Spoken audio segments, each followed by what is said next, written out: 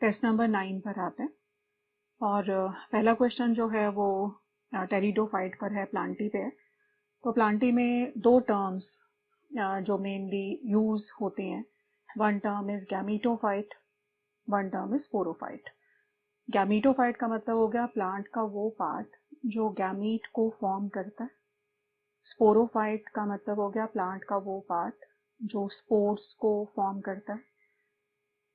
Gamete are produced within sex organ, मतलब plant का जो पार्ट पर सेक्स ऑर्गन्स हैं उस वाले पार्ट को हम क्या बोलते हैं, gametophyte. Spores are produced within sporangia, या फिर जो लोअर प्लांट होते हैं ब्रायोफाइट वगैरह, वहाँ पे हम टर्म कैप्सूल यूज कर जाते हैं। तो स्पोर्स जो हैं या तो वो स्पोरेंजिया के अंदर बन रहे हैं या फिर कैप्सूल के अंदर बन रहे हैं। तो स्पोरोफाइट वो पार्ट हो गया जहाँ पे स्पोरेंजिया है, जहाँ पे कैप्सूल है। तो प्लांट का वो पार्ट गैमीटोफाइट है जहाँ पे सेक्स ऑर्गन्स होते हैं, एंड प्लांट का वो पार्ट स्पोरोफाइट है जहाँ पे स्पोरेंजिया है या फिर क्या है, कैप्सूल है। तो टेरिडोफाइट पर क्वेश्चन है, तो मैं एक लाइफ साइकिल लेके इस वाले पार्ट को समझते हैं। टेरिडोफाइट का जो मेन प्लांट बॉडी है, मतलब टेरिडोफाइट में स्पोर है, एंड स्पोर जो है वो हैप्लॉइड होता है। स्पोर जब भी जर्मिनेट करेगा तो ये किसको प्रोड्यूस करेगा, स्पोरोफाइट को फॉर्म करेगा। स्पोर जब भी जर्मिनेट होगा क्या फॉर्म करेगा, गैमीटोफाइट को प्रोड्यूस करेगा। तो ये आ गया गैमीटोफाइट, एंड गैमीटोफाइट का प्लॉइडी लेवल भी क्या होता है, हैप्लॉइड होता है। टेरिडोफाइट का जो गैमीटोफाइट है ये मल्टी सेलुलर है और थैलस की तरह होता है, मल्टी सेलुलर है, थैलस की तरह है, लेकिन बहुत छोटा है, इनकंस्पीकुअस होता है। एंड गैमीटोफाइट है, सो इस गैमीटोफाइट में सेक्स ऑर्गन्स हैं। मेल सेक्स ऑर्गन जो है वो कौन सा आ जाएगा, antheridium, and female sex organ कौन सा आ गया, आर्किगोनियम। तो ये हो गया male sex organ, that is antheridium. ये हो गया female sex organ, that is archegonium. अब गैमीटोफाइट हमें सेक्स ऑर्गन गैमीट्स को प्रोड्यूस करेंगे। सो मेल गैमीट बना, फीमेल गैमीट बना, और दोनों गैमीट फर्टिलाइज होकर जाइगोट बन गया। और जाइगोट जो है वो अब अल्टीमेटली किसको प्रोड्यूस करेगा, मतलब ये गैमीटोफाइट है, टेरिडोफाइट का ये गैमीटोफाइट। इस गैमीटोफाइट में मान लो ये आर्किगोनिया है, और इस आर्किगोनिया के अंदर फीमेल गैमीट था, कौन सा वाला, एग था ना। तो male gamete and female gamete का फर्टिलाइज हुआ, फर्टिलाइजेशन होने पर क्या बना, यहाँ पे जाइगोट बन गया।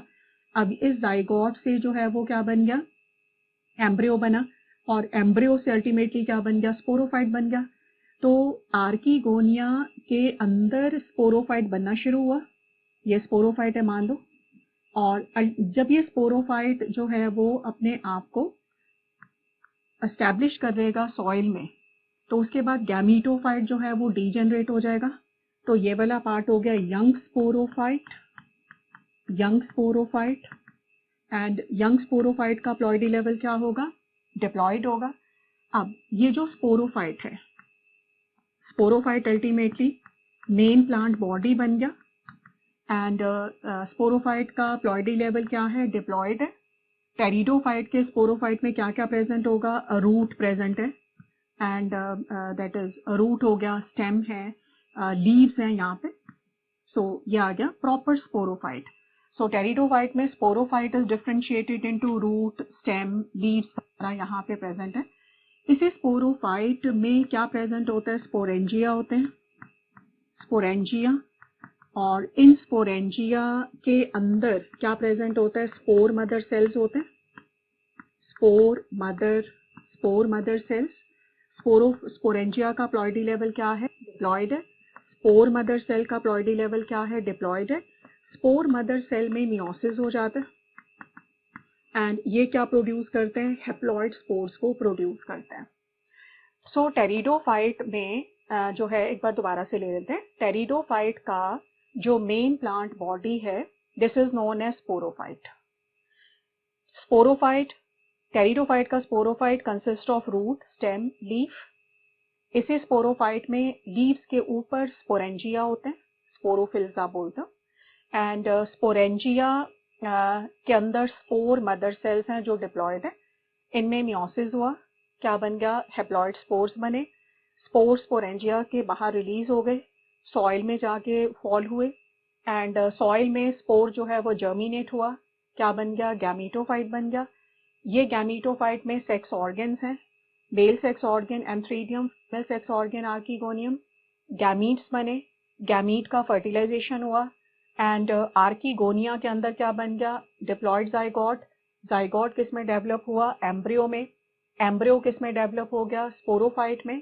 यंग स्पोरोफाइट जो है वो इनिशियली जो स्पोरोफाइट है, जब वो when sporophyte is very young तो it is dependent on gametophyte, लेकिन सिर्फ इनिशियली डिपेंडेंट है, बाद में नहीं होता। बाद में तो वो इंडिपेंडेंट है, पूरा प्लांट बन जाता है, ट्री बन जाता है।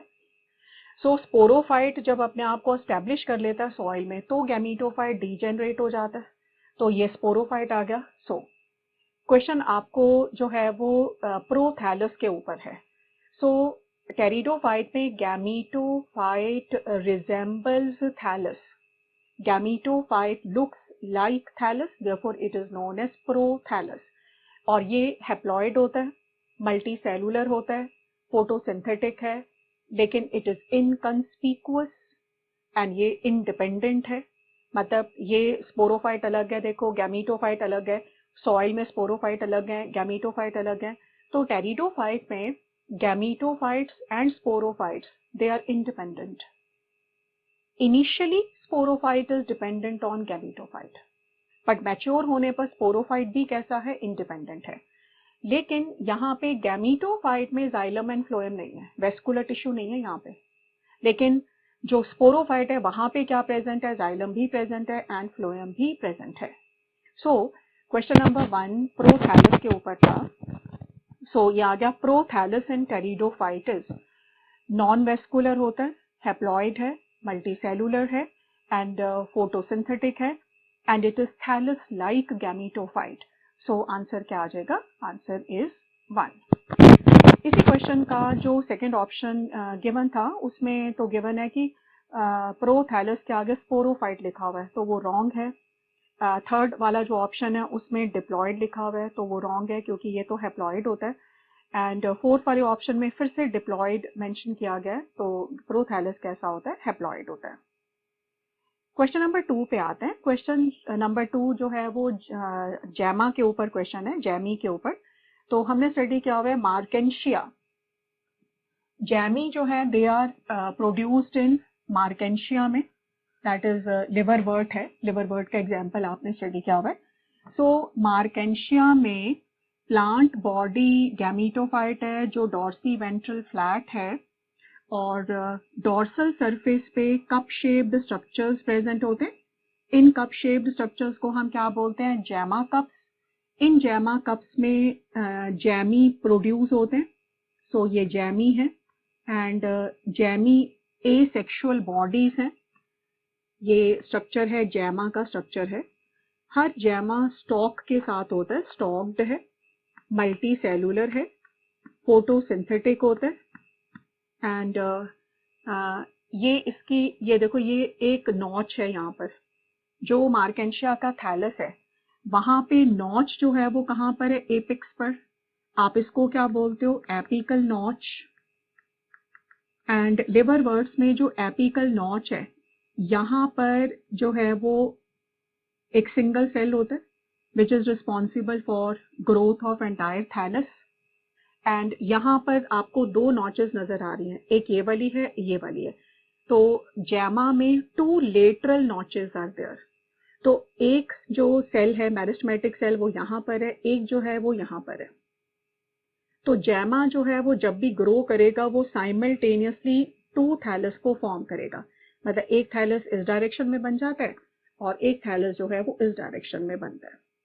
सो क्वेश्चन नंबर 2 में आंसर आ जाएगा सेकंड। जैमी जो है they are green, they are multicellular, they are asexual buds and they are produced within gemma cups. और जो क्वेश्चन आपने एग्जाम्पल जो पढ़ा हुआ इट इज मार्केंशिया। सो ये बाइलोब्ड स्ट्रक्चर्स होते हैं, स्टॉक्ड स्ट्रक्चर्स होते हैं, 2 लेटरल नॉचेस आर प्रेजेंट। हर लेटरल नॉच में जो है वो सेल है, मेरिस्टेमेटिक सेल है। सो जब भी गैमा सॉइल में फॉल करेगा तो एक लेटरल नॉच से एक थैलस डेवलप होता है, दूसरी वाली लेटरल नॉच से सेकेंड वाला थैलस जो है वो डेवलप होता है। क्वेश्चन नंबर 3 पे आते हैं। Fungi are classified on basis of, तो फंगस को क्लासीफाई किया गया ऑन बेसिस ऑफ नंबर 1 के माइसीलियम का टाइप क्या है, मतलब माइसीलियम जो है वो सेप्टेट है या फिर ए सेप्टेट है। सेकेंड जो है वो दैट इज फ्रूटिंग बॉडीज कौन सी बनती हैं, तो जैसे बेसिडियो कार्प्स है या फिर एस्को कार्प्स है या कई बार सिर्फ स्पोरेंजिया ही बनता है। So type of fruiting body आ गया। एंड थर्ड के जो स्पोर बना है वो स्पोर जो है क्या वो स्ट्रक्चर के बाहर बना या स्ट्रक्चर के विद इन बना, मतलब के mode of formation of spore exogenously बना या फिर एंडोजीनसली बना। तो आपने जैसे पढ़ा हुआ है कि जो बेसिडियोस्पोर होता है सीडियम के बाहर बनता है, तो बेसिडियोस्पोर जो है उसका फॉर्मेशन कैसा, एक्सोजीनस। एस्कोस्पोर जो है वो एस्कस के अंदर बनते हैं, एस्कोस्पोर का फॉर्मेशन कैसा, endogenous. So question number 3 answer 4th है, fungi are classified on basis of morphology of mycelium, mode of spore formation and development of fruiting body। Question number 4 जो है वो आपको टाइप ऑफ लाइफ साइकिल पर given है और जो diagram आपको दिया गया, देखो इस डायग्राम में जो स्पोरोफिटिक फेज है मतलब जो डिप्लॉयड फेज है वही मेन है, और हैप्लॉयड फेज इस डायग्राम में it is shown bye gametes only. अगर आप ध्यान से देखोगे तो जहां पर ए लिखा हुआ है वहां पर जो है गैमीटोजेनेसिस लिखा है ना, तो गैमीटोजेनेसिस के टाइम पर वहां पे मियोसिस लिखी हुई है। तो यहाँ पर जो है वो मियोसिस कब हो रही है, ड्यूरिंग गैमीट फॉर्मेशन ना, तो गैमीटिक मियोसिस है यहाँ पे। तो यहाँ पर इस पूरे लाइफ साइकिल में haploid phase is represented by gametes only, so it is diplontic life cycle and diplontic life cycle is reported in seed bearing plants, that is angiosperms में होगा, gymnosperms में होगा। इसका मतलब angiosperms and gymnosperms में meiosis occurs during gamete formation। so यहाँ पे gametic meiosis है। कौन सा meiosis है, gametic meiosis है। and जो भी diplontic life cycle है जैसे angiosperm या फिर जो gymnosperms होते हैं उनमें main plant body is sporophyte, main plant body is sporophyte. And in groups में गैमीटोफाइट जो है it is dependent on sporophyte.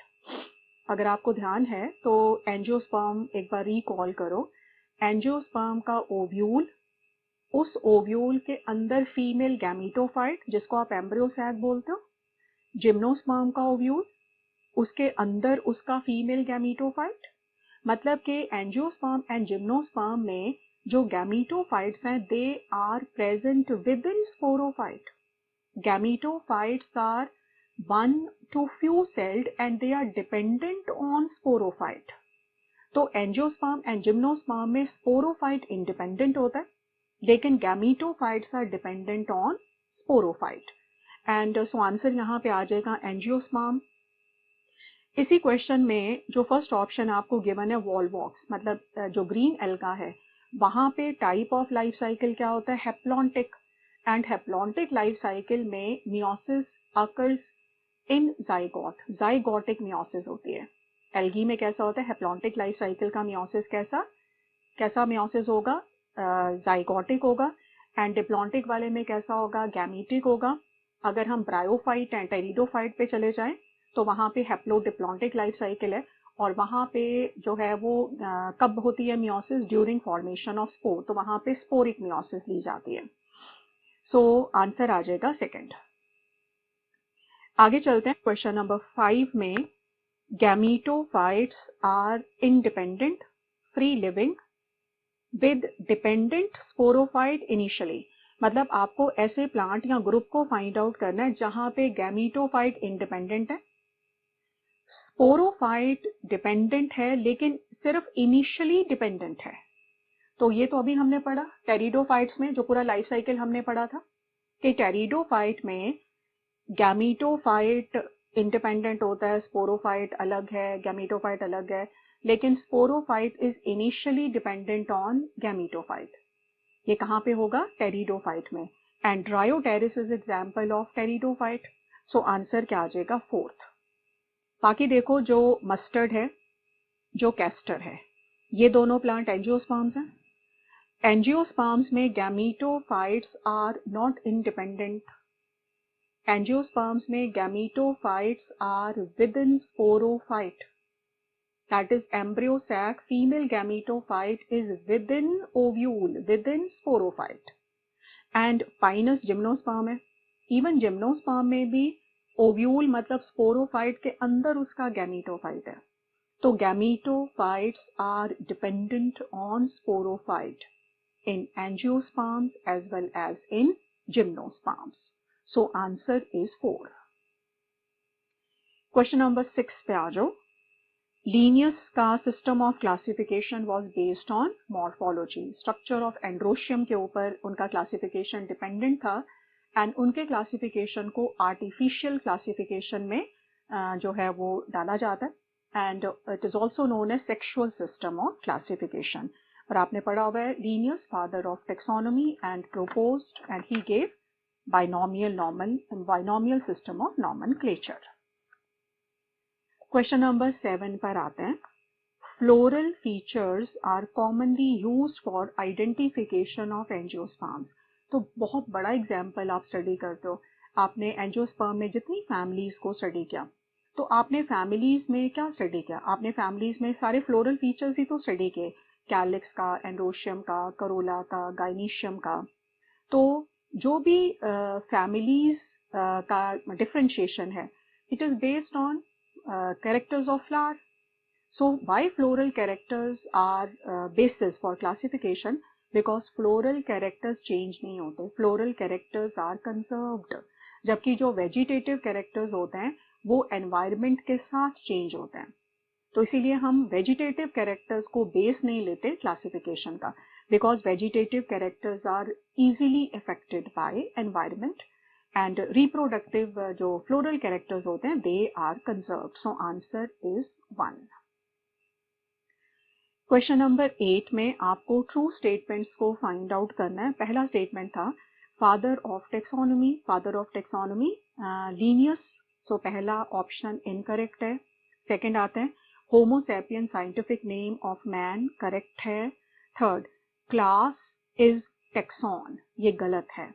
मतलब कि जब भी आप क्लासिफिकेशन लिखते हो, तो क्लासिफिकेशन लिखते समय जो आप लेफ्ट हैंड साइड पर लिखते हो, लेफ्ट हैंड साइड पर आप क्या लिखते हो? 7 ऑब्लिगेट कैटेगरीज होती है ना। वो तो कौन कौन सी कैटेगरी होती है? Kingdom, division, class, order, then family, genus, species. These are categories. इन कैटेगरी के आगे जो कुछ आप लिखते हो वो क्या है? वो सारा टेक्सॉन है। तो बड़ा आसान है इस चीज को समझना। क्लासिफिकेशन लिखते समय आप जिन चीजों को लेफ्ट हैंड साइड पर लिख रहे हो, वो सारी चीजें क्या हैं? They are categories. तो क्लास एक कैटेगरी है, फैमिली कैटेगरी है, जीनस कैटेगरी है, स्पीशीज कैटेगरी है, किंगडम कैटेगरी है, डिवीजन कैटेगरी है, फाइलम कैटेगरी है। लेकिन अगर आपने किंगडम के आगे लिखा प्लांटी, तो प्लांटी क्या बन गया? टेक्सॉन। आपने क्लास के आगे लिखा क्लोरोफाइसी, तो क्लोरोफाइसी क्या बन गया? टेक्सॉन। आपने ऑर्डर के आगे लिखा रोजेल, तो रोजेल क्या बन गया? टेक्सॉन बन गया। आपने जीनस के आगे लिखा रोजा, तो रोजा क्या है? टेक्सॉन। तो जो चीजें क्लासिफिकेशन में राइट हैंड साइड पे लिखी जाती हैं उनको हम क्या बोलते हैं? टेक्सॉन बोलते हैं। सो थर्ड ऑप्शन इनकरेक्ट है। Fourth option basic unit species होता है, करेक्ट है। आगे फिफ्थ वाला first step in taxonomy is naming, ये इनकरेक्ट है। आप किसी को नेम तब दोगे अगर आपको जो है उसके वो ये पता होगा कि ये प्लांट है, ये एनिमल है, ये बैक्टीरिया है, ये फंगस है। तो पहले आप जो भी दैट इज ऑर्गेनिज्म है, आप उसको पहले डिस्क्राइब करते हो ना, फिर आप उसको नेम करते हो। सो जो नेमिंग है, naming is possible only when organism is described correctly कि भाई ये प्लांट है, ये एनिमल है, ये बैक्टीरिया है या फंगस है। सो सबसे पहले आता है आइडेंटिफिकेशन, उसके बाद होता है नेमिंग और उसके बाद होता है क्लासिफिकेशन। तो फर्स्ट स्टेप टेक्सोनोमी का पहला स्टेप क्या आ जाएगा? आइडेंटिफिकेशन, उसके बाद आएगा नेमिंग और उसके बाद आएगा क्लासिफिकेशन। 6 पर आते हैं। Modern classification is based on phylogeny, evolution के ऊपर बेस्ड है, करेक्ट है। 7 था व्हीट इज मोनोकॉट, करेक्ट है। व्हीट जो है वो मोनोकॉट कैटेगरी में आता है। And number of described species 1.7 to 1.8 million, correct है। सो क्वेश्चन नंबर 8 में answer is second. Question number 9 पर आते हैं। Which of following statement is correct about bacteria? तो बैक्टीरिया का स्ट्रक्चर सिंपल है बहुत, लेकिन बैक्टीरिया का जो बिहेवियर है वो कॉम्प्लेक्स है। मतलब some bacteria they are parasites, some bacteria are saprophytes, some bacteria are decomposers. So अलग मतलब जो बैक्टीरिया का जो बिहेवियर है वो कॉम्प्लेक्स होता है, लेकिन बैक्टीरिया का जो स्ट्रक्चर है वो क्या है? सिंपल है। एंड सो आंसर क्या आ जाएगा? फोर्थ। तो बैक्टीरिया जो है वो सबसे common method of reproduction bacteria में क्या होता है? फिजन होता है। लेकिन अगर कंडीशंस अनफेवरेबल हैं तो बैक्टीरिया स्पोर्स को फॉर्म करते हैं। सो बैक्टीरिया में spore formation is reported during unfavourable period. Question number 10 पर आता है। क्वेश्चन नंबर 10 को स्टडी करने से पहले एक पॉइंट को ले लेते हैं। बैक्टीरिया का cell wall is made up of peptidoglycan. Bacterial cell wall is made up of peptidoglycan. Peptidoglycan में जो है वो बीटा 1,4 लिंकेजेस होती हैं एंड क्रॉस लिंकेजेस होती हैं। तो नेचर में दो केमिकल बैक्टीरियल सेल वॉल को ब्रेक कर सकते हैं, जिसमें से one is lysozyme, one is penicillin. जो लाइसोजाइम एंजाइम है जो वायरस प्रोड्यूस करता है, लाइसोजाइम बीटा 1,4 लिंकेजेस को ब्रेक करता है। पेनिसिलिन जो है वो क्रॉस लिंकेजेस को ब्रेक करता है। मतलब पेनिसिलिन जो है वो तभी इफेक्टिव होगा अगर सेल वॉल प्रेजेंट होगी and bacterial cell wall present होगी, एंड लाइसोजाइम भी तब इफेक्टिव होगा अगर बैक्टीरियल सेल वॉल जो है वो प्रेजेंट है। सो क्वेश्चन नंबर 10 पर आते हैं। Which of following statement is correct? Number 1 mycoplasma without, correct है, सिर्फ वहां पे प्लाज्मा मेम्ब्रेन होता है। Number 2 mycoplasma smallest living organism, correct है। Mycoplasma can not survive without oxygen, ये गलत है। Mycoplasma can survive in anaerobic condition. वैसे mycoplasma is aerobic but can survive in anaerobic condition. Therefore, mycoplasma is facultative. It is facultative anaerobe. Mycoplasmas are facultative anaerobe. मतलब actually aerobic but can survive in absence of oxygen also. So third option जो है वो incorrect है. Fourth option, mycoplasmas are pathogenic in animals and plants, correct है. अगला, in most of prokaryotes DNA is circular, correct है. DNA linear कहाँ पे हमने पढ़ा? माइकोप्लाज्मा में. लास्ट है, in assert of sexual reproduction by adopting a primitive DNA transfer from one bacteria to other. So correct है, क्योंकि जो बैक्टीरिया होते हैं इसमें primitive type of sexual reproduction होता है, जहाँ पर यहाँ कोई गैमीट फॉर्मेशन नहीं हो रहा, यहाँ पे सिंपली जो है वो डीएनए ट्रांसफर हो जाता है एक बैक्टीरिया से दूसरे बैक्टीरिया, जैसे कॉन्जुगेशन हमने स्टडी किया हुआ है. सो जो है वो 6th वाला ऑप्शन करेक्ट है. सो आंसर आ जाएगा थर्ड. आपने वैसे पढ़ा है माइकोप्लाज्मास आर जो है they are known as jokers of plant kingdom, क्योंकि वो अपनी जो शेप है उसको लगातार चेंज कर सकते हैं, एंड दे आर प्लियोमॉर्फिक भी बोला जाता है उनको. क्वेश्चन नंबर 11 डायटम्स पर है. तो diatoms are included in chrysophytes. तो डेस्मिड्स एंड डायटम्स दोनों कहाँ पे जो है प्लेस्ड हैं? क्राइसोफाइट्स में प्लेस्ड हैं. पहला ऑप्शन। डायटम सेल वॉल में सिलिका प्रेजेंट होता है, करेक्ट है। Cell wall is made up of two halves, एक दूसरे में जो फिटेड होते हैं, करेक्ट है। चीफ प्रोड्यूसर है ओशन का, करेक्ट है। And diatoms are multiflagellated, ये इनकरेक्ट है। डायटम्स में कोई फ्लैजिला नहीं है। एंड डायटम्स जो है they float passively, they float passively. Passively का मतलब होता है विदाउट फ्लैजिला। एंड इसीलिए वो किसको फॉर्म करते हैं, प्लैंकटन को फॉर्म करते हैं, फाइटोप्लैंक्टन्स को फॉर्म करते हैं। तो दे float passively in water.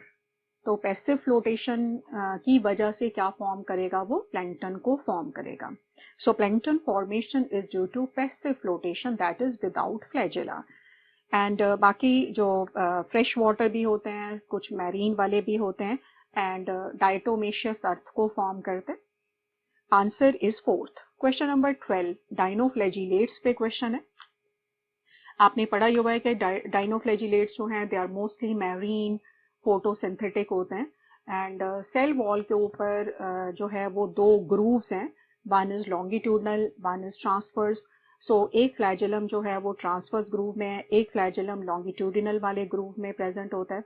And there are some dinoflagellates which are responsible for red tide के लिए रिस्पॉन्सिबल होते हैं। एग्जाम्पल आपने गोनियोलिक्स पढ़ा हुआ है वहाँ पे। So answer is third. One is Red Sea. Red Sea अलग है, Red Tide अलग है. Red Tide is due to dinoflagellates and Red Sea is due to cyanobacteria Trichodesmium erythraeum. जो Red Sea है, Red Sea is due to cyanobacteria Trichodesmium erythraeum. Trichodesmium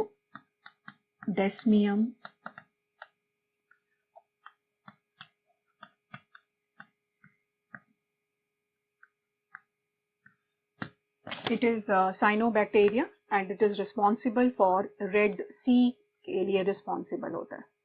So दोनों जो है वो अलग अलग हैं। क्वेश्चन नंबर 13 पर आते हैं। स्लाइम मोल्ड्स के ऊपर क्वेश्चन है। तो पहला ऑप्शन है दे आर पैरासाइट्स, तो ये रॉन्ग हो गया। स्लाइम मोल्ड्स होते हैं दे आर सेप्रोट्रॉफिक। सो पहला वाला रॉन्ग है। सेकेंड वाला है दे डू नॉट प्रोड्यूस स्पोर्स, लेकिन स्लाइम मोल्ड्स जो हैं दे प्रोड्यूस स्पोर्स एंड इनके जो स्पोर्स होते हैं they are highly resistant, survive for many years, cell wall present होता है उनके आसपास। And they do not produce fruiting bodies, लेकिन स्लाइम मोल्ड्स जो हैं they produce fruiting bodies during unfavourable condition. During favourable condition they produce plasmodium and during unfavorable condition they produce fruiting bodies. So spores are with true walls.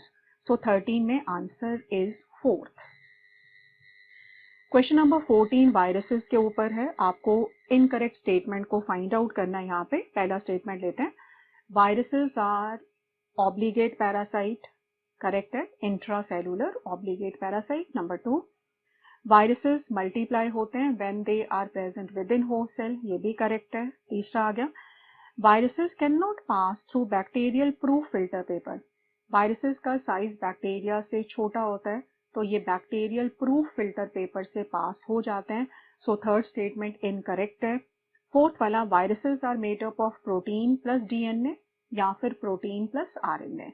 तो या तो ये RNA viruses होते हैं या फिर डीएनए वायरसेस होते हैं।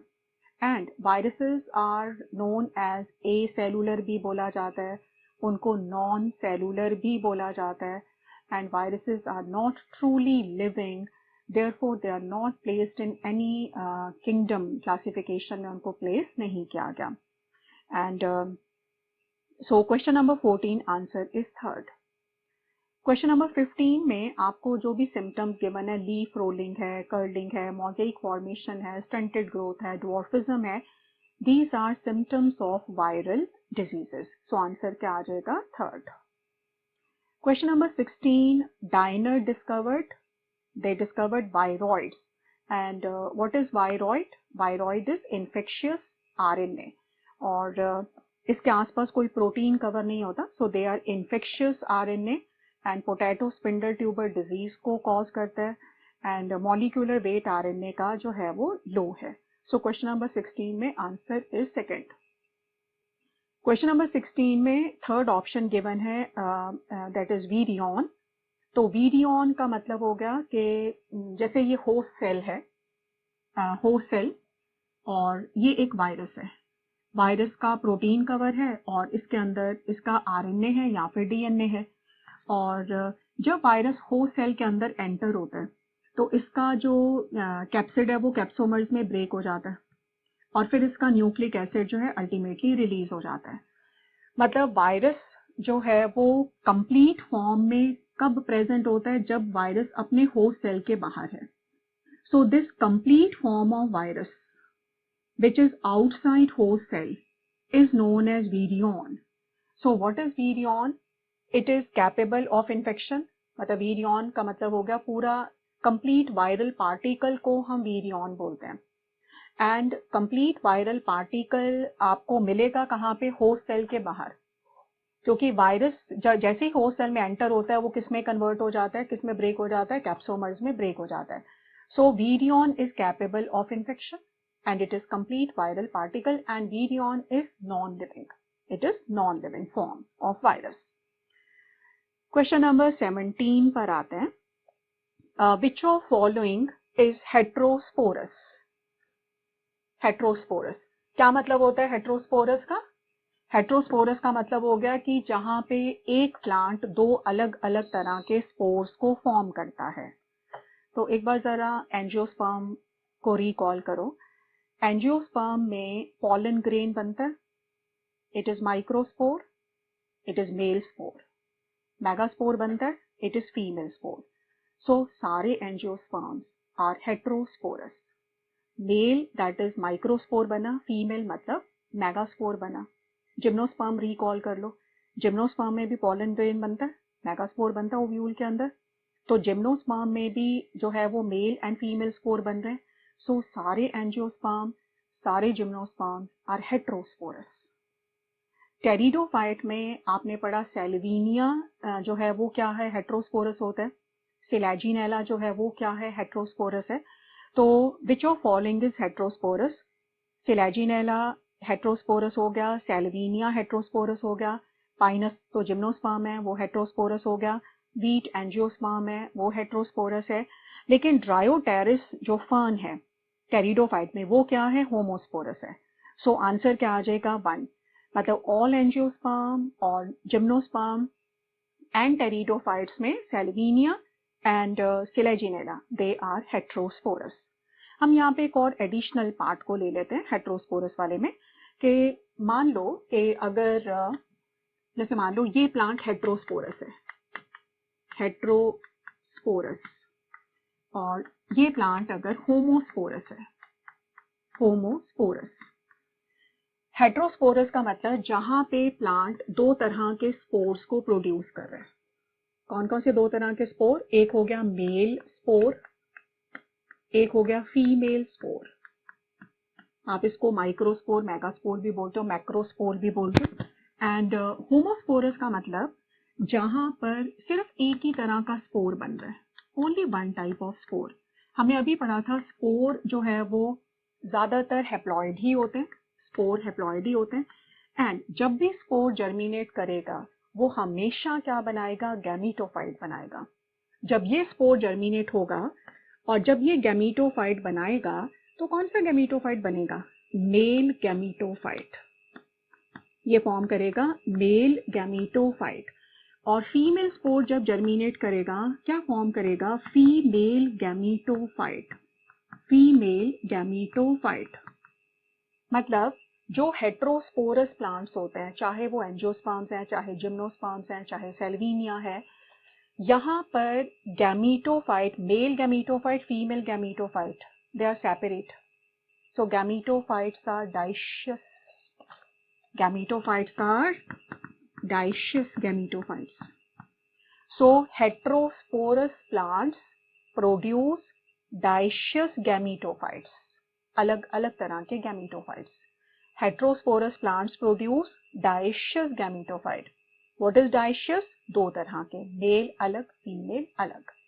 अगर एक ही तरह का स्पोर है, स्पोर जर्मिनेट हुआ और ये बन गया gametophyte.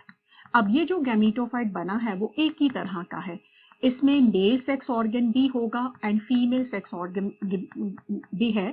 So it is monoecious. Homosporous plants produce monoecious gametophyte and heterosporous plants produce dioecious gametophytes. ठीक है, तो ड्रायोटेरिस का गैमीटोफाइट कैसा रहेगा? मोनीशियस. सेल्विनिया वगैरह का, सिलेजिनेला का गैमीटोफाइट कैसा रहेगा? Dioecious. So question number 17 answer is 1. Question number 18 है, तो कॉलम 2 पर डायरेक्टली आ जाते हैं. रियो वायरसेस में डबल स्ट्रैंडेड आरएनए, टीएमवी में and QB phage single stranded RNA, and pox virus में double stranded DNA, coliphage 5x174 में single stranded DNA. Answer is 3. Question number 19. Mango belongs to class dicotyledonae. Answer is 3rd. Mango belongs to family anacardiaceae. इसका जो पहला option given है वो family है anacardiaceae. And fourth option जो angiospermae given है वो है डिवीजन. सो मैंगो की क्लास होगी डाइकोटिलिडनी, फैमिली हो गया एनाकार्डिएसी, उसका डिवीजन हो गया angiospermae, and mango belongs to which order? Sapindales. Order का नाम क्या है? सैपिनडेल्स. क्वेश्चन नंबर 20 पे आते हैं. क्वेश्चन नंबर 20 जो है वो जिम्नोस्पर्म्स पर है. सो जिम्नोस्पर्म्स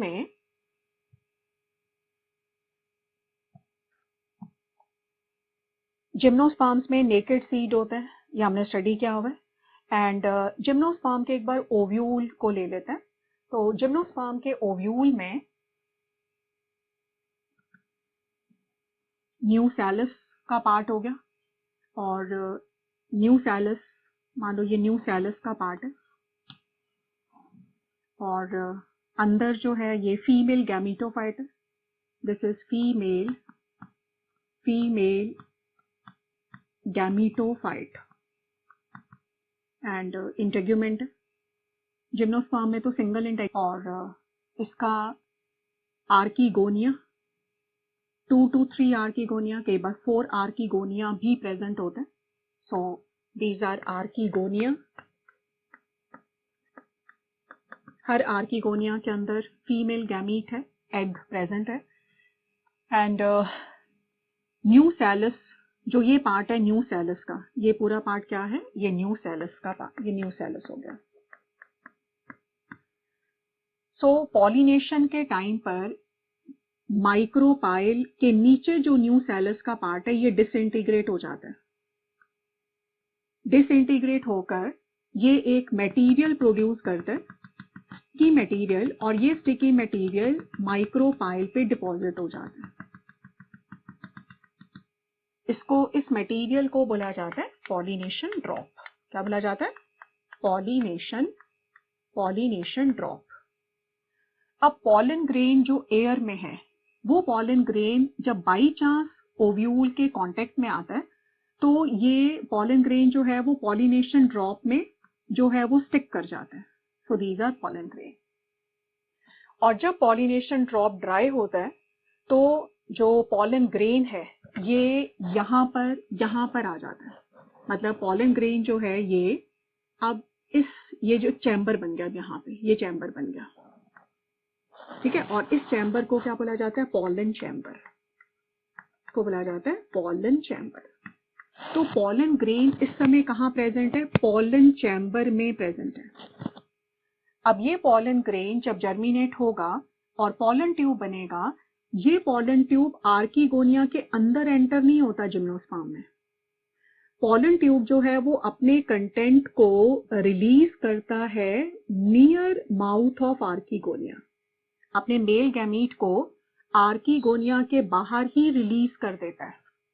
सो जिम्नोस्पर्म के ओव्यूल में एंड एंजियोस्पर्म के ओव्यूल में एक बेसिक डिफरेंस है कि जिम्नोस्पर्मिक ओव्यूल इज आर्कीगोनिएट, यहाँ पे आर्कीगोनिया है, जबकि एंजियोस्पर्म के ओव्यूल में अंदर एम्ब्रियो सैक होता है, इसकी जगह एग एपैरेटस होता है.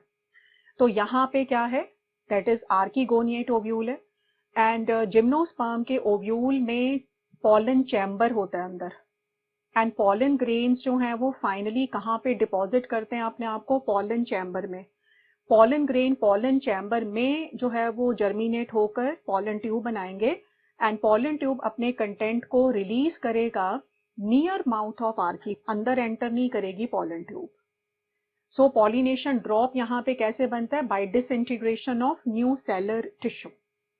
सो ये आ जाएगा that is pollen chamber is important here. So gymnosperm में पॉलन ग्रेन जो है वो कहाँ डिपॉजिट होता है? पॉलन चैम्बर में। देखो एंजियोस्पर्म जो है, एंजियोस्पर्म में तो ये स्ट्रक्चर है ना पूरा, स्टिग्मा है, स्टाइल है, ओवरी है, ओवरी के अंदर ओव्यूल है। तो एंजियोस्पर्म में pollen grain comes in contact with stigma, fall on stigma, जबकि जिम्नोस्पर्म में पॉलन ग्रेन जो है फॉल्स ऑन ओव्यूल, वो डायरेक्टली ओव्यूल पे ही फॉल करता है। एंजियोस्पर्म में वो कहाँ फॉल करता है? स्टिग्मा पे फॉल करता है। सो क्वेश्चन नंबर 20 पे ही आ जाते हैं। पॉलन ग्रेन पर भी एक है जैसे, तो जिम्नोस्पर्म में जो पॉलन ग्रेन है, तो ये है पॉलन ग्रेन का बाहर का कवर हो गया, पॉलन ग्रेन का अंदर वाला कवर हो गया, पॉलन ग्रेन का न्यूक्लियस है। तो चाहे जिम्नोस्पर्म है चाहे एंजियोस्पर्म है, पॉलन ग्रेन की मतलब पॉलन ग्रेन के अंदर जो है वो मेल गैमीटोफाइट बनना शुरू हो जाता है। सो जैसे आपने स्टडी किया हुआ है कि जो साइकस है, तो साइकस में जो है वो एक क्या बन जाता है? दिस इज ट्यूब न्यूक्लियस जो बड़ा वाला होता है, वन इज जेनरेटिव सेल बन जाता है, वन इज प्रोथैलियल सेल बन जाता है। सो ये क्या आ जाएगा? This is tube cell, tube cell, इसको क्या बोला जाता है? जेनरेटिव सेल, और इसको क्या बोला जाता है? प्रोथैलियल सेल, प्रोथैलियल सेल। साइकस में जब पॉलन ग्रेन जो है वो रिलीज होकर एयर में आता है, तो उस समय पॉलन ग्रेन के अंदर है मेल गैमीटोफाइट, एंड पाइनस में 2 प्रोथैलियल सेल बन जाते हैं। तो जो साइकस है उसका मेल गैमीटोफाइट जो है यंग वाला, दैट इज जो मेल गैमीटोफाइट है उसमें 3 सेल्स हैं, और पाइनस वाले में कितने होते हैं? 4 सेल्स। तो चाहे एंजियोस्पर्म है चाहे जिम्नोस्पर्म है, male gametophytes are present within wall of microspore, within wall of pollen grain, within wall of microspore. So question number 20, in gymnosperms, number 1, pollen tube discharge their content near mouth of archegonia, correct है। number 2, pollen grain represent reduced gametophyte, बिल्कुल correct है। pollen grain जो है वो किसको represent कर रहा है? gametophyte को, पर अभी ये gametophyte reduce है, क्योंकि गैमीटोफाइट कब पूरा बन जाएगा? जब इसका पॉलन ट्यूब बन जाएगा, एंड जेनरेटिव सेल किसको फॉर्म करेंगे? मेल गैमीट्स को फॉर्म कर जाएंगे। तो आप इसको क्या बोलोगे? That is developed gametophyte. So second वाला करेक्ट है। Third, poly embryony is usual feature. Gymnosperm के ओव्यूल में अगर 3 आर्कीगोनिया हैं, तो हर आर्कीगोनिया का अगर गैमीट फर्टिलाइज होता है तो कितने एम्ब्रियोज बन गए? 3। तो इट इज यूजुअल फीचर, मतलब हर जिम्नोस्पर्म के ओव्यूल के अंदर मेनी आर्कीगोनिया आर प्रेजेंट, और आर्कीगोनिया जो है वो बड़े सारे आर्कीगोनिया फर्टिलाइज हो जाते हैं और बड़े सारे एम्ब्रियोज जो हैं वो फॉर्म होते हैं। तो polyembryony is usual feature of gymnosperms. So answer is 4th, all are correct here. Question number 21 पर आते हैं। Which is responsible for flexibility of euglena body? Answer is pellicle। जो प्रोटीन रिच होता है, आपने पढ़ा हुआ है कि जो यूग्लिना है, euglenoids, they are fresh water, stagnant water में प्रेजेंट होते हैं, यहाँ पे सेल वॉल एब्सेंट होती है। क्वेश्चन नंबर 22 पे आ जाओ, ब्रायोफाइट्स पर क्वेश्चन है। तो पहला है कि ब्रायोफाइट्स में जो है zygote do not undergo reduction division immediately. तो जो ब्रायोफाइट्स हैं इनमें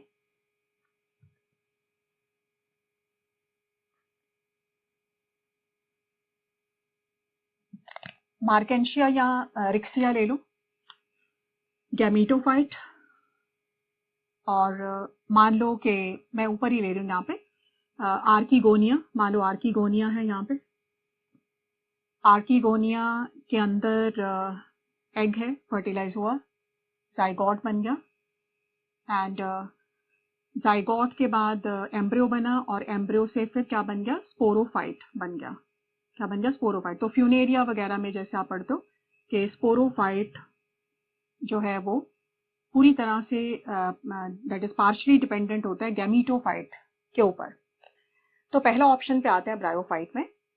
यहाँ पर zygote do not undergo reduction division immediately, मतलब यहाँ पे आर्कीगोनिया के अंदर जब जाइगोट बना तो जाइगोट एम्ब्रियो बनेगा, फिर यही जाइगोट एम्ब्रियो से फिर क्या बन जाएगा, स्पोरोफाइट। क्योंकि ब्रायोफाइट में गैमीटोफाइट इंडिपेंडेंट होता है, स्पोरोफाइट जो है वो डिपेंडेंट होता है गैमीटोफाइट के ऊपर। दैट इज फ्यूनेरिया वगैरह में आपने पढ़ा पार्शियल है डिपेंडेंस, लेकिन जो रिक्सिया मार्केंशिया वगैरह में टोटल डिपेंडेंस होता है। तो यहाँ पर क्योंकि स्पोरोफाइट को बनना है इसीलिए जाइगोट में मियोसिस नहीं होती।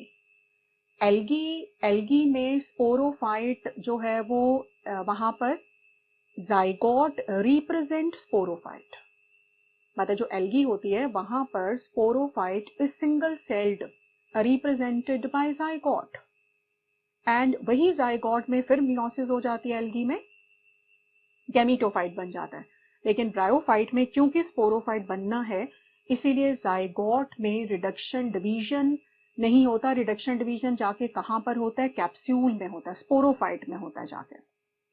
सो फर्स्ट वाला करेक्ट है, सेकेंड वाला यहाँ पर ब्रायोफाइट में गैमीटोफाइट्स आर इनकंस्पीक्वस, तो ये तो गलत है क्योंकि ब्रायोफाइट में gametophytes are dominant, they are dominant. Third है rhizoids are efficient in water absorption, this is incorrect क्योंकि rhizoids जो हैं they are not efficient in water absorption, क्योंकि जो ब्रायोफाइट्स होते हैं वहां पर जो गैमीटोफाइट है उसमें वाटर का एब्जॉर्प्शन कैपिलरी एक्शन से भी होता है एंड जो है वो राइजोइड से भी होता है। सो फर्स्ट वाला करेक्ट है, सो आंसर आ जाएगा 1। क्वेश्चन नंबर 23 पे आते हैं। Fertilised archegonium with zygote represents, तो हमने ये पढ़ा कि स्पोर है, स्पोर का प्लॉइडी लेवल क्या होता है, हैप्लॉइड है। स्पोर जब जर्मिनेट करेगा वो किसको फॉर्म करेगा, गैमीटोफाइट को फॉर्म करेगा। क्या मतलब होता है गैमीटोफाइट का, गैमीटोफाइट का मतलब जहां पर सेक्स ऑर्गन्स प्रेजेंट होते हैं। तो यहाँ पे सेक्स ऑर्गन मान लो एंथ्रीडियम है, सेक्स ऑर्गन मान लो आर्कीगोनिया है, आर्कीगोनिया के अंदर फीमेल गैमीट एग फर्टिलाइज होने पर ये बन गया जाइगोट, और जाइगोट अल्टीमेटली किस में कन्वर्ट हो गया, किस में बन गया, मान लो एम्ब्रियो में। So gametophyte is with sex organ, so archegonia represent gametophyte and embryo represent sporophyte. तो गैमीटोफाइट के अंदर जो जाइगोट है वो किसको रिप्रेजेंट कर रहा है कि दैट इज आर्कीगोनिया हो गया गैमीटोफाइट, जाइगोट हो गया first cell of sporophytic generation. So क्या रिप्रेजेंट कर रहा है, gametophyte having sporophytic cell. Archegonia gametophyte है, उसके अंदर जो जाइगोट बना, जाइगोट इज डिप्लॉयड, जाइगोट से क्या बन जाएगा, embryo. What is embryo, sporophytic generation. So zygote is first cell of sporophytic generation. So answer is 1. Second option है ना जो यहाँ पे sporophyte having newly developed sporophytic cell.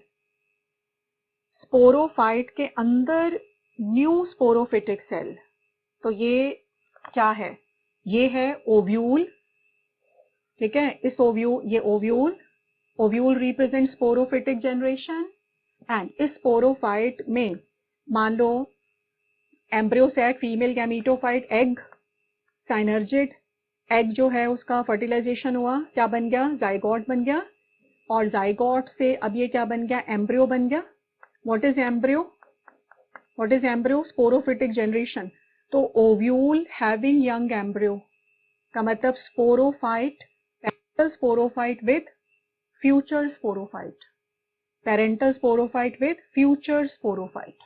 So ovule having embryo is parental sporophyte with future sporophyte. सो जो second वाला है वो क्या आ जाएगा, वो आ जाएगा seed having embryo, seed having embryo. Question number 23 answer जो है वो 1 आ गया। क्वेश्चन नंबर 24 पे आ जाओ। Which match is correct? Number 1 floridean starch आपने पढ़ा, it is reserve food material of red algae, लेकिन इसके आगे काइटिन लिखा हुआ है, काइटिन एंड ग्लाइकोजन, लेकिन floridean starch is similar to amylopectin and glycogen in structure. Number 2 pollen tube के आगे लिखा गया ट्रांसमिटिंग टिश्यू, ये करेक्ट है। नंबर 3 फ्यूकस ब्राउन एल्गी है, इसके आगे लिखा गया है आइसोगैमस, लेकिन फ्यूकस में ऊगैमस रिप्रोडक्शन होता है, फ्यूकस में ऊगैमस रिप्रोडक्शन है। डिक्टियोटा के आगे लिखा गया ग्रीन एल्गा, लेकिन dictyota is example of brown algae, it is example of brown algae. So इसमें जो है वो सेकेंड वाला ऑप्शन करेक्ट है, पॉलन ट्यूब के अंदर प्रेजेंट होता है ट्रांसमिटिंग टिश्यू। तो ट्रांसमिटिंग टिश्यू को एक बार लेते हैं, स्टाइल को ले लेते हैं। स्टाइल में one type of style is solid style, one type of style is solid style, other type of style is hollow style, hollow style। solid style ज्यादातर डाइकॉट्स में होती है एंड hollow style ज्यादातर मोनोकॉट्स में है। solid style का मतलब ये स्टिग्मा का पार्ट है और ये स्टाइल का पार्ट है एंड ओवरी का पार्ट है। तो सॉलिड स्टाइल में जो स्टाइल है ये सेलुलर है, पूरा स्टाइल सेलुलर है, सेल्स हैं इसके अंदर। और स्टाइल में जो अंदर वाले सेल्स हैं स्टाइल के,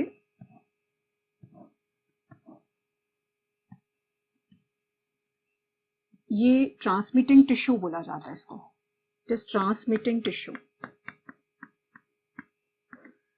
पॉलन ग्रेन यहाँ पे फॉल हुआ, पॉलन ग्रेन का जो पॉलन ट्यूब है वो पॉलन ट्यूब जो है वो ट्रांसमिटिंग टिश्यू से होकर गुजरती है। कहाँ से होकर गुजरेगा? ट्रांसमिटिंग टिश्यू से होकर गुजरता है। ये पॉलन ट्यूब है, मतलब ये पॉलन ट्यूब है and it passes through transmitting tissue, transmitting tissue से पास होकर फिर ये अंदर तक जा रहा है, ओव्यूल तक जा रहा है। एक्चुअल में pollen tube secrete enzymes, hydrolytic enzymes को सिक्रीट करती है। ये हाइड्रोलिटिक एंजाइम ट्रांसमिटिंग टिश्यू के सेल्स को डीजेनरेट करते हैं and degenerated material is absorbed by pollen tube for its growth. तो transmitting tissue is part of style. Which type of style? Solid style, and it is actually passage for pollen tube growth का ये passage होता है। Hollow style का मतलब है कि यहाँ पर ये मोनोकॉट में होता है ज्यादातर, इसमें जो स्टाइल है, मान लो ये स्टाइल है, तो स्टाइल जो है वो अंदर से हॉलो है, ये स्टाइल का पार्ट है, मान लो स्टाइल अंदर से हॉलो है एंड ये बाकी ये जो पार्ट है ये पूरा सेलुलर पार्ट है, मतलब ये पूरा पार्ट इसका सेलुलर पार्ट हो गया, सेलुलर पार्ट है, अंदर का पार्ट हॉलो पार्ट है। और यहाँ पर जो है वो स्पेशल यहाँ पे सिक्रीटरी टिश्यू, जो हॉलो पार्ट है यहाँ पे सिक्रीटरी जोन है, सिक्रीटरी जोन है एंड जो पॉलन ट्यूब है वो जो है वो सिक्रीटरी जोन के ऊपर से होती हुई ग्रो करती है नीचे की तरफ, ये पॉलन ट्यूब है।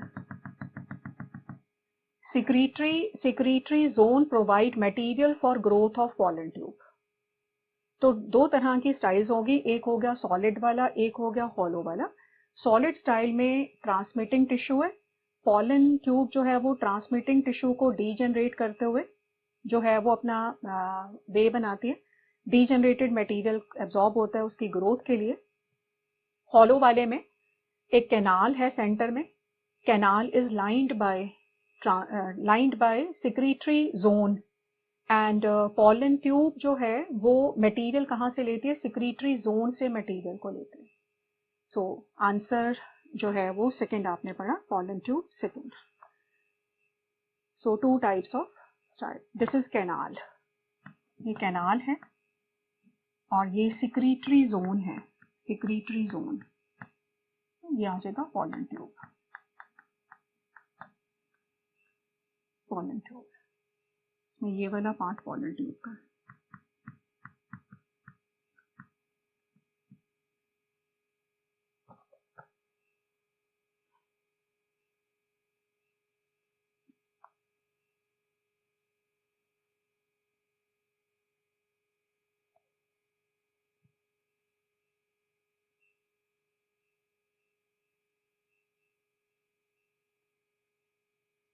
अगले क्वेश्चन पे आते हैं.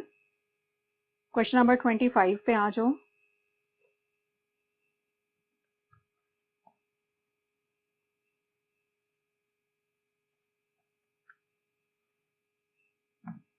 Question number 25. Which one of the following is linked to discovery of Bordiox mixture? ये एक फंजीसाइड है एंड सबसे पहले बॉडीऑक्स मिक्सचर को यूज किया गया था to control downy mildew of grapes, to control downy mildew of grapes. And ये जो डिजीज है downy mildew of grapes, it is due to fungus plasmopara viticola. It is due to fungus Plasmopara viticola, downy mildew of grapes. जो first वाला आपको given है bacterial leaf blight of rice. Bacterial leaf blight of rice is due to Xanthomonas oryzae. Xanthomonas oryzae. Loose smut of wheat आपने पढ़ा ही हुआ है, अस्टिलैगोट्रिटिसाई.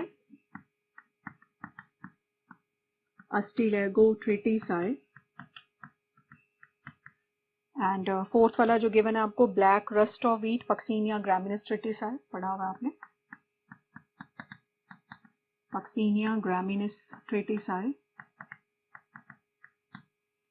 सो question number 25 में जो आपको डिजीजेस गिवन है उनमें से downy mildew is due to plasmopara viticola, then bacterial leaf blight of rice Xanthomonas oryzae, then loose smut of wheat ustilago tritici and black rust of wheat is due to it is Paccinia graminis. अब बॉडीऑक्स mixture का composition note कर लो.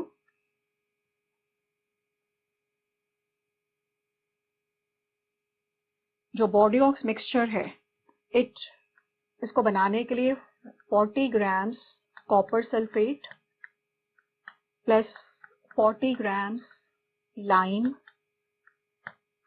and 5 liters of water. Composition of Bordiox mixture: 40 grams copper sulfate plus 40 grams lime dissolved in 5 liters of water.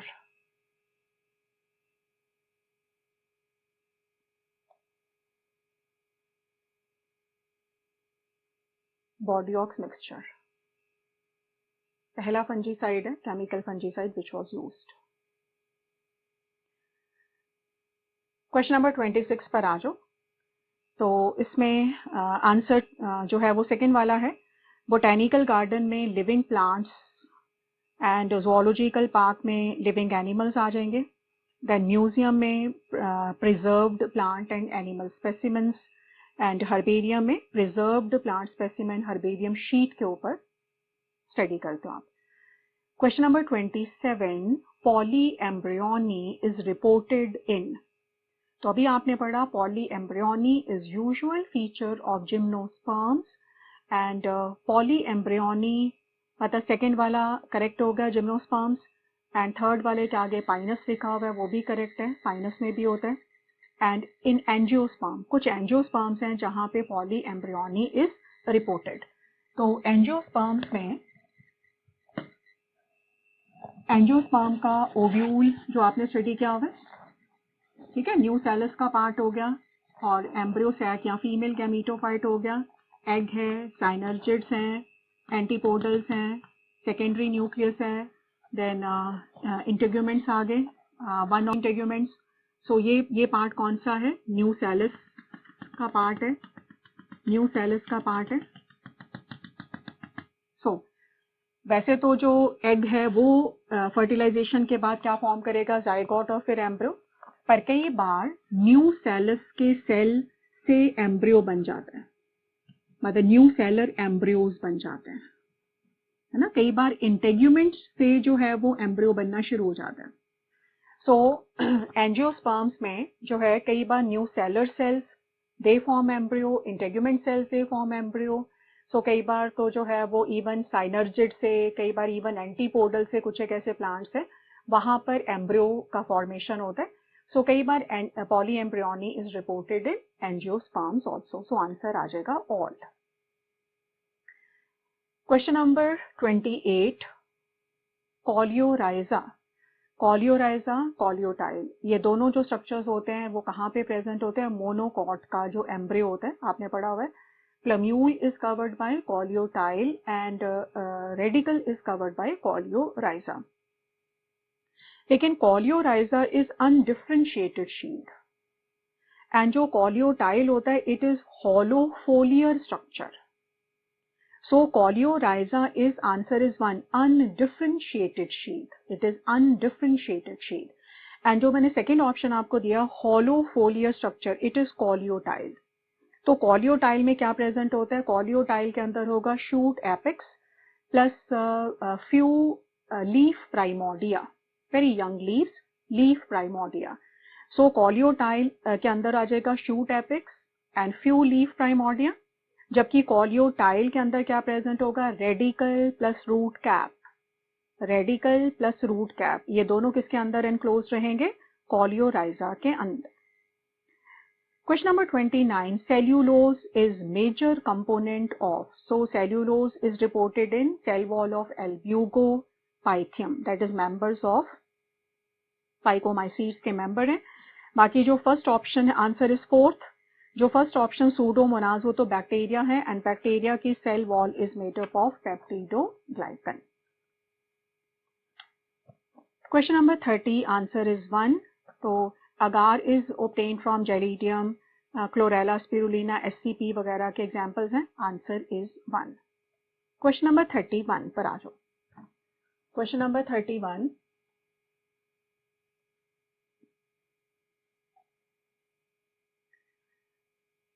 in papaya both autogamy and geitonogamy is absent. तो papaya में male plant अलग है and female plant अलग है, मतलब papaya जो है वो डाइशियस है। इसका एग्जाम्पल है, डाइशियस प्लांट का एग्जाम्पल है पपाया। तो मेल प्लांट्स अलग, फीमेल प्लांट्स अलग। तो उसका मतलब ऑटोगैमी का मतलब होता है, ऑटोगैमी का मतलब क्या हो गया? जहां पे विद इन सेम फ्लावर है, तो बाइसेक्सुअल में ही होगा वो। एंड गिटोनोगैमी का मतलब है जहां पे मेल फीमेल जो मतलब एक फ्लावर से दूसरे फ्लावर के ऊपर। सो यहाँ पर जो है वो मेल फ्लावर अलग है, फीमेल फ्लावर अलग है। सो इसका मतलब ना तो यहाँ पे ऑटोगैमी पॉसिबल है, ना ही यहाँ पे गिटोनोगैमी पॉसिबल है। सो पहला वाला करेक्ट है। सेकेंड वाला है इन कैस्टर एंड मेज। तो देखो जो कैस्टर एंड मेज ये जो दोनों प्लांट्स हैं ये मोनिशियस प्लांट्स हैं। तो मोनिशियस प्लांट का मतलब होता है जहां पे एक प्लांट पर मेल फ्लावर्स भी प्रेजेंट हैं एंड फीमेल फ्लावर्स भी प्रेजेंट हैं। तो मेज मोनिशियस का एग्जांपल है। मेज में male and female flowers are present on same plant या प्रेजेंट ऑन सेम प्लांट। तो यहाँ पे लिखा गया कि यहाँ पे ऑटोगैमी एब्सेंट है, गिटोनोगैमी, ऑटोगैमी एंड गिटोनोगैमी रिपोर्टेड। तो ऑटोगैमी तो खैर पॉसिबल है ही नहीं यहाँ पे, गिटोनोगैमी तो है लेकिन ऑटोगैमी तो नहीं है ना, ऑटोगैमी तो बाइसेक्सुअल फ्लावर्स में होगा। सो सेकेंड वाला ऑप्शन इनकरेक्ट है। थर्ड में आ गया both chasmogamous and cleistogamous flowers are reported in oxalis commelina, तो ये करेक्ट है। And what are chasmogamous flower? जो नॉर्मल फ्लावर आप देखते हो जहाँ पे स्टेमन, स्टिग्मा वगैरह एक्सपोज्ड होते हैं, मतलब जो फ्लावर ओपन हो जाता है उसको हम क्या बोलते हैं? चैस्मोगैमस। जो फ्लावर ओपन नहीं होते, हमेशा क्लोज्ड रहते हैं, उनको क्या बोला जाता है? क्लिस्टोगैमस। क्वेश्चन नंबर 31 में fourth option, in rice and wheat pollen grain अपनी वायबिलिटी को within 30 minutes of release lose कर देता है, ये करेक्ट है। फिफ्थ वाला था, carrot grass came into India as contaminant with imported wheat, मतलब जब इंडिया में व्हीट को इंपोर्ट किया गया था तो उस व्हीट के साथ इंडिया में पार्थेनियम या कैरेट ग्रास एंटर हुआ था, इंडिया में एज कंटेमिनेंट एंटर हुआ है। सो यहाँ पे शुगर केन लिखा गया, शुगर केन की जगह पे क्या होना चाहिए? व्हीट। सो फिफ्थ वाली ऑप्शन इनकरेक्ट है। सिक्स्थ वाले पर आते हैं, apomixis is important in hybrid seed industry, correct है। एपोमिक्सिस का मतलब हो गया seed formation by asexual reproduction. तो अगर हमने एक हाइब्रिड प्लांट बनाया, मान लो प्लांट हाइब्रिड है, और हाइब्रिड प्लांट आपने बना लिया। अब अगर इस हाइब्रिड प्लांट में सेक्सुअल रिप्रोडक्शन हुआ, सेल्फिंग हुआ, सेक्सुअल रिप्रोडक्शन हुआ, तो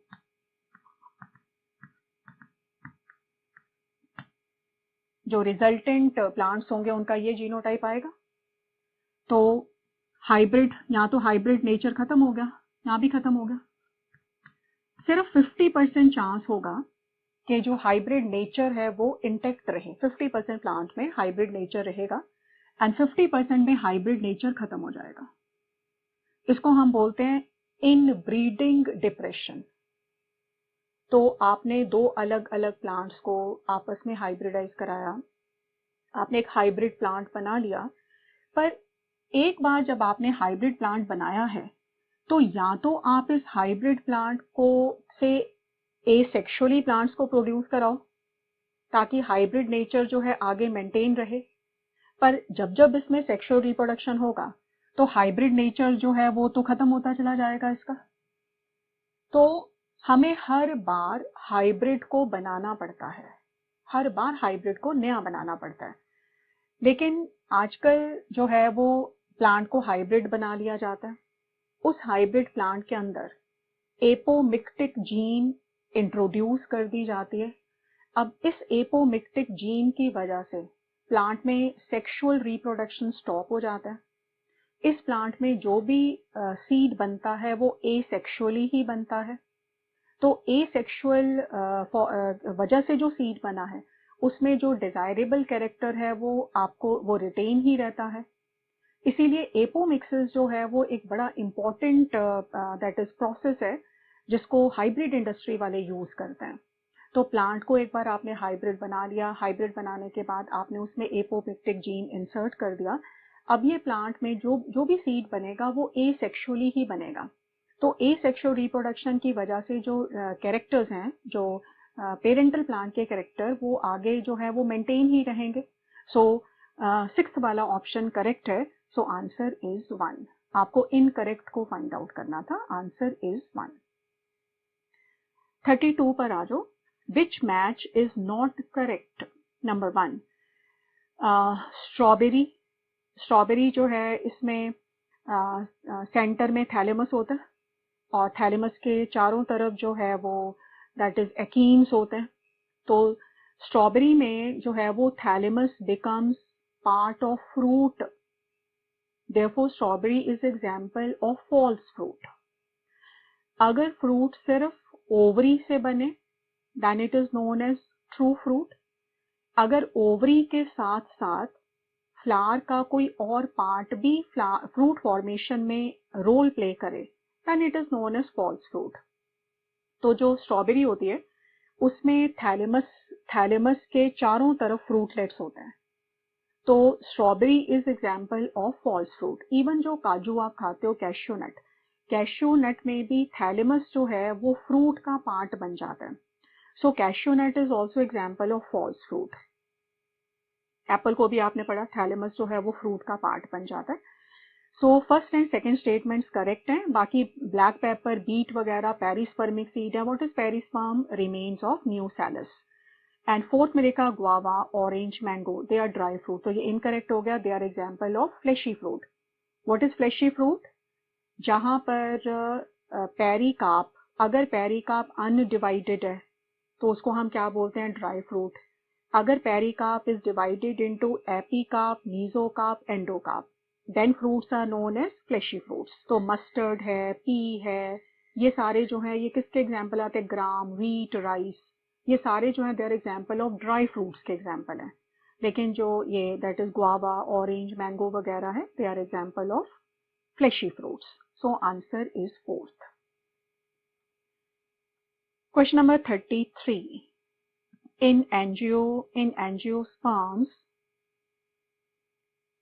पहला option, pollen tube discharge its content in central cell.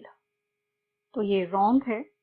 Pollen tube discharge its content in synergid, in one synergid. Second option, it is filiform apparatus guide the pollen tube towards micropyle.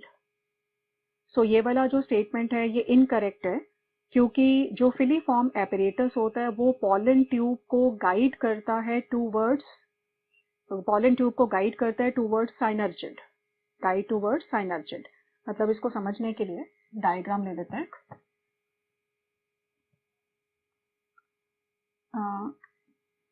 Style का part है, ovary का part है, and ज्यादातर ovule जो है वो anatropous है। सो ovule and integument वाला पार्ट हो गया, ये माइक्रोपाइल का पार्ट है, न्यूसेलस का पार्ट आ गया, एंड ये आ गया एग, साइनर्जिड्स आ गए, antipodals and secondary nucleus, and inverted ovule.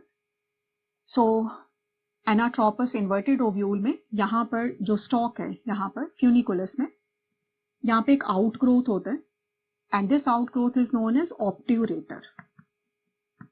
It is known as obturator. तो जो भी पॉलन ट्यूब है, pollen tube, this is pollen tube, is directed towards micropyle, and it is इसका जो जिसको जो गाइड करता है pollen tube को towards micropyle, it is obturator. It is obturator. So answer जो सेकेंड वाला ऑप्शन है वो क्या है? वो इनकरेक्ट है। थर्ड वाले पे आते हैं। In seed of castor, endosperm is not fully consumed by developing embryo, correct है। Castor is example of albuminous seed या फिर एंडोस्पर्मिक सीड। डी ऑप्शन पे आते हैं। Ovary contributes in fruit formation in cashew nut. तो हर जो भी फ्रूट बनता है उसमें ओवरी का पार्टिसिपेशन तो हमेशा ही होता है। तो आंसर जो है वो मतलब डी वाला करेक्ट है। सो आंसर क्या आ जाएगा? It is question number 33, answer आ जाएगा थर्ड। सी डी जो है वो करेक्ट है, ए वाला एंड बी वाला जो है वो इनकरेक्ट है। क्वेश्चन नंबर 34 पे आ जाओ। In ovary of which plant many ovules are present. तो इसमें दोनों एग्जाम्पल आ जाएंगे, स्ट्राइगा में एंड ऑर्किड में। इन दोनों में जो है वो many ovules are present, and Striga जो है it is example of partial root parasite. Striga जो है वो पैरासिटिक प्लांट है। Striga is example of partial root parasite. Partial root parasite. Answer is fourth. Question number 35 में which of following statements about sporopollenin is true? Number 1, intine is made up of, so ये गलत है, exine is made up of sporopollenin. Second option, sporopollenin is organic material. It is not inorganic material. तो second वाला भी incorrect है। Third, exine germ पोर में sporopollenin absent होता है। सो थर्ड वाला भी एब्सेंट है। सो आंसर आ जाएगा फोर्थ। आपने वैसे पढ़ा हुआ है कि जो स्पोरोपोलिनिन है it can withstand high temperature, strong acids, alkalis वगैरह को, and no enzyme is reported which can degrade sporopollenin. Question number 36 में जो आपको डायग्राम गिवन है ये कार्पल का डायग्राम है, और पहला वाला डायग्राम जो गिवन है वो पेपावर का है, सेकंड वाला माइकेलिया मैग्नोलिया कॉमन नेम उसका गिवन है। फर्स्ट वाले में जो ओवरी का कंडीशन है वो है सिनकार्पस, एंड सेकंड वाले में है एपोकार्पस। What is syncarpous? जहां पे many carpels are fused with each other, and second वाले में carpels are free with each other.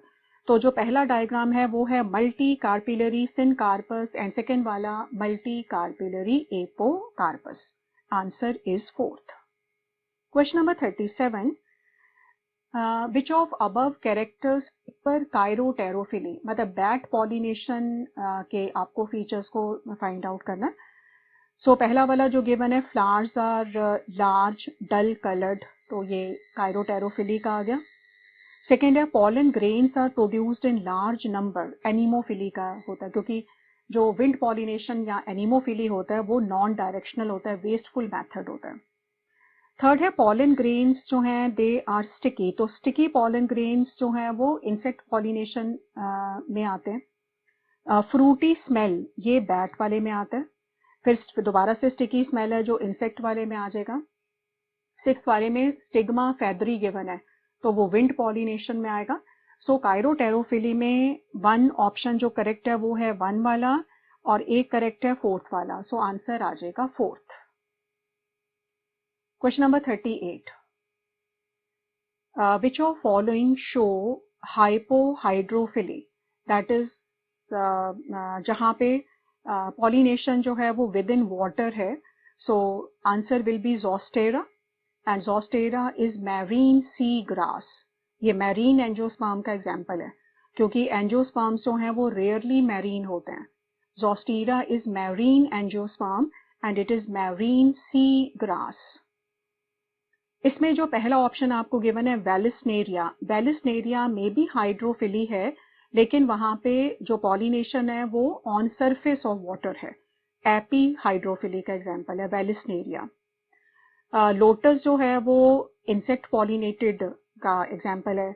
एमॉर्फोफिलस insect pollination का एग्जांपल है। टॉलेस्ट फ्लावर आप स्टडी करते हो उसका। सो question number 38 answer is 4। 39, pollen kit of pollen grain is made up of lipids and carotenoids. ये कहाँ पे प्रेजेंट होता है? इंसेक्ट पॉलिनेटेड के जो pollen grains हैं वहां पे प्रेजेंट होता है। क्वेश्चन नंबर 40 पर आ गया, which structure provide guidance to pollen tube to its growth towards micropyle. तो अभी हमने स्टडी किया कि ऑप्ट्यूरेटर जो है ये pollen ट्यूब को गाइड करता है टूवर्ड्स माइक्रोपाइल। सो आंसर आ जाएगा फोर्थ। एंड फिलीफॉर्म एपरेटस जो है वो गाइड करता है पॉलन ट्यूब को टूवर्ड्स साइनर्जिड। ये वाला जो पार्ट है, ठीक है, ये पार्ट मैं अभी आपको थोड़ा अगले वाले क्वेश्चन में डिटेल में समझा रही हूँ। 41 पर आ जाओ। क्वेश्चन नंबर 41, एंजियोस्पर्म में सीड बनता है, जिम्नोस्पर्म में भी सीड बनता है। तो एंजियोस्पर्म में सीड क्यों बनता है उसके रीजंस पर आते हैं। तो उसके रीजन को समझने के लिए हम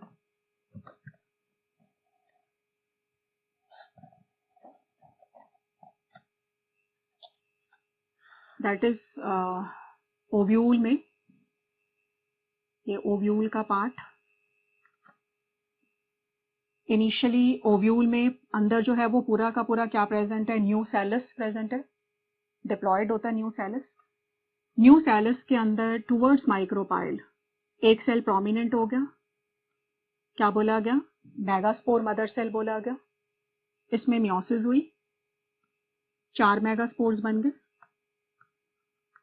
3 मेगास्पोर जो है वो डीजेनरेट हो गए, और 1 मेगास्पोर जो है वो सिर्फ सर्वाइव कर रहे हैं। 1 megaspore, what is megaspore? It is female spore, megaspore. And megaspore जो है वो ओव्यूल के अंदर है, and ovule is integumented megasporangium, ovule is also known as megasporangium. Megasporangium के बाहर अगर कवर है, इंटेग्यूमेंट है, तो उसी को आप क्या बोलते हो? ओव्यूल बोलते हो। ये मेगास्पोर बन जाने के बाद इस मेगास्पोरेंजियम या ओव्यूल से बाहर तो नहीं गया ना, ये ओव्यूल के अंदर ही रहा। ओव्यूल के अंदर रहकर ये मेगास्पोर ओव्यूल के अंदर या मेगास्पोरेंजियम के अंदर ही जर्मिनेट हो गया। That is in situ germination. Germination of spore with in sporangium, in situ germination. जब ये मेगास्पोर इसके अंदर जर्मिनेट हुआ तो जर्मिनेट होने के बाद जो है वो क्या बन गया? 7 celled 8 nucleated female gametophyte, that is embryo sac बन गया। एम्ब्रियो सैक में एग आ गया, साइनर्जिड्स आ गए, एंटीपोडल्स आ गए, 2 secondary nuclei, that is 2 nuclei आ गए, डिप्लॉयड सेकेंडरी न्यूक्लियस बन जाएगा। सो ये फीमेल गैमीटोफाइट बन गया पूरा का पूरा। क्या फीमेल गैमीटोफाइट जो है, फीमेल गैमीटोफाइट बन जाने के बाद क्या वो ओव्यूल से बाहर आ गया? अंदर ही रहा। सो female gametophyte develop with in wall of megaspore, that is precocious development, that is precocious development. अब जो जाइगोट है, एम्ब्रियो जो है वो कहाँ पे बना? when female gametophyte is within megasporangium, that is ovule, और इसीलिए जो है वो क्या बना? सीड बना। अगर मेगास्पोर ओव्यूल से बाहर निकल जाता तो सीड नहीं बनता। अगर मेगास्पोर अंदर ही रहा, अंदर रह के वो जर्मिनेट हुआ, उस मेगास्पोर की वॉल के अंदर फीमेल गैमीटोफाइट एम्ब्रियो सैक बन गया। अगर तब मेगास्पोर बाहर निकल जाता तो भी सीड नहीं बनता। तो सीड क्यों बना? नंबर 1, मेगास्पोर का germination within ovule. Number 2, female gametophyte का development within wall of megaspore. Number 3, embryo development within megasporangium और विद इन ओव्यूल। ये 3 रीजंस की वजह से जो है वो क्या बनता है? सीड फॉर्मेशन होता है। सो पहला था megaspore grow in situ germination, correct है। That is megaspore germinate within megasporangium. What is megasporangium? Ovule. Number 2, male gametes are released near egg, इसका कोई दैट इज लिंक नहीं है, उसको छोड़ो। Number 3, female gametophyte remain within megasporangium permanently. लेकिन यहां लिखा गया female gametophyte remain within megasporangium initially, तो ऐसा तो नहीं है कि सिर्फ इनिशियली था, बाद में बाहर आ गया। So female gametophyte remain within megasporangium permanently. So third statement wrong है। Fourth, embryo formation within megasporangium. So first वाला करेक्ट है, फोर्थ वाला करेक्ट है। सो आंसर क्या आ जाएगा? फोर्थ। आंसर क्या आ जाएगा? फोर्थ। सो 41 में आंसर इज 4। अगले क्वेश्चन पे आते हैं। pollen 42, pollen tube enters in embryo sac through, pollen tube enters in embryo sac through,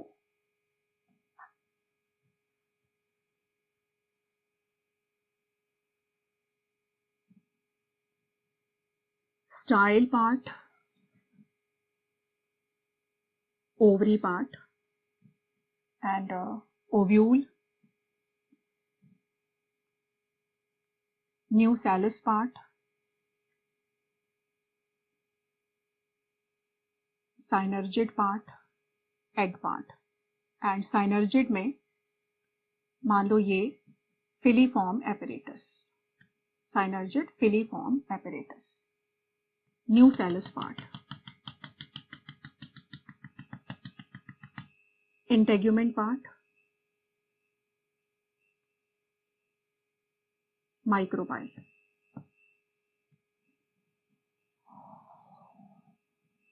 obturator. मैंने आपसे क्वेश्चन पूछा, pollen tube enters in embryo sac, pollen tube enters in embryo sac, यहां पे कैसे एंटर होगा?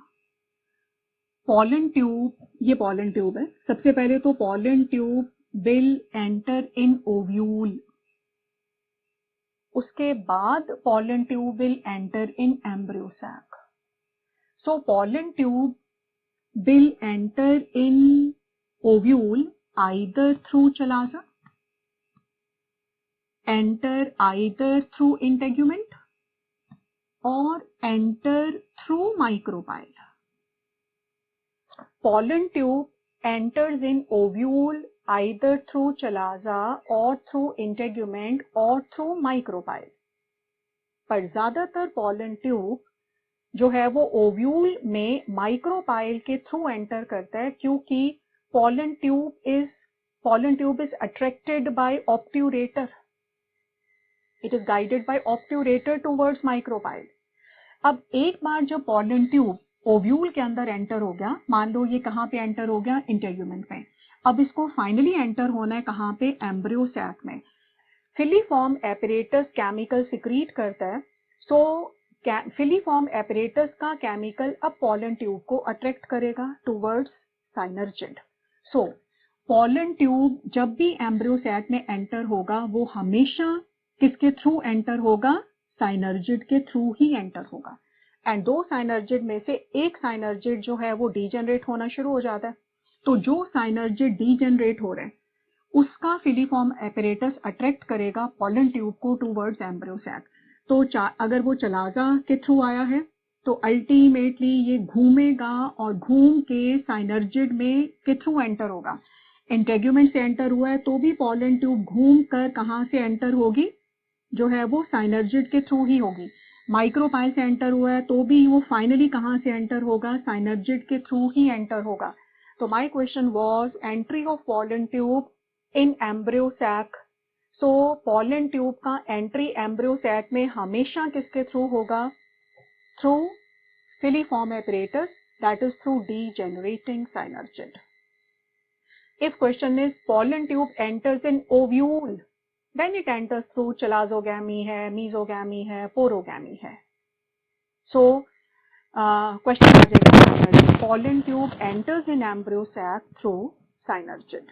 So answer is fourth.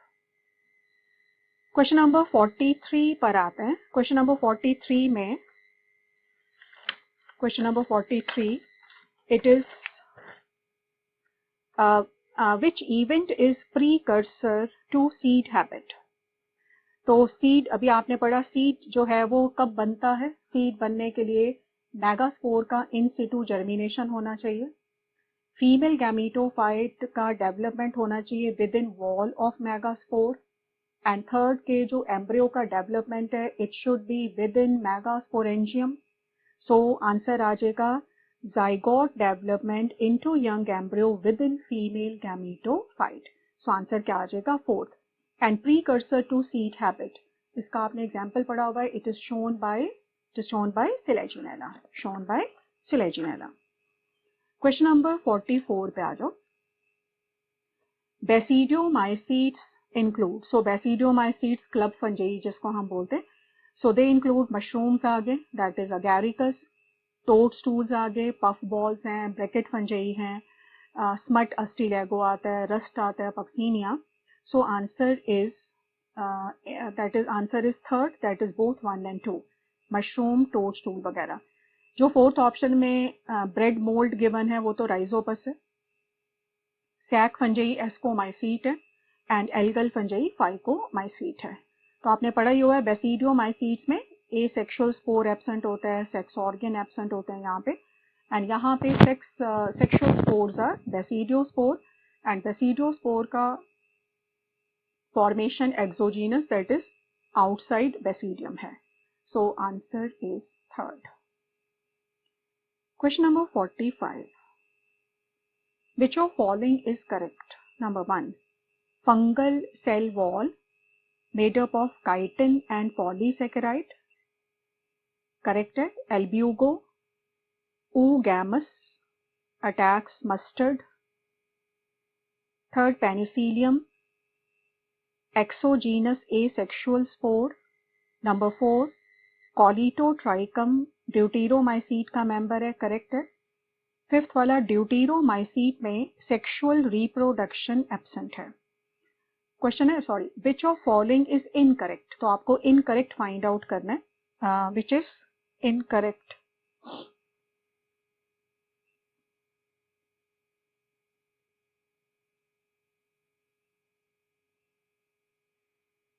तो इसमें जो है वो फंगल सेल वॉल वाला करेक्ट हो गया। एल्ब्यूगो ऊगैमस है, मस्टर्ड को अटैक करता है।